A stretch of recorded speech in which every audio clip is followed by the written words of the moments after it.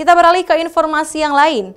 Saudara, Rumah Sakit Ibu dan Anak RSIA Aceh melaksanakan kegiatan sosial sunatan massal bagi anak-anak dari keluarga kurang mampu yang berada di sekitar rumah sakit. Ada 30-an anak yang dikitan dalam aksi sosial ini.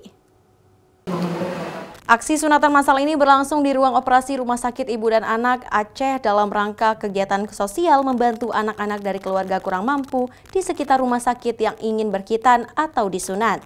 Di bulan puasa dan memanfaatkan libur sekolah menjelang Lebaran, anak-anak ini antri untuk disunat. Direktur Rumah Sakit Ibu dan Anak Aceh, Dr. Nur Nikmah, mengakui walaupun ditujukan bagi anak-anak Banda Aceh dari sekitar rumah sakit, namun juga ada warga Aceh besar yang mendaftar untuk disunat massal. Anak-anak yang disunat ini ditangani oleh dokter bedah dan perawat terlatih di kamar operasi. Ada sekitar 30 yang kita targetkan, sudah kita terdaftar untuk dilakukan sunat hari ini dengan melibatkan dokter spesialis bedah dan perawat terlatih di kamar operasi.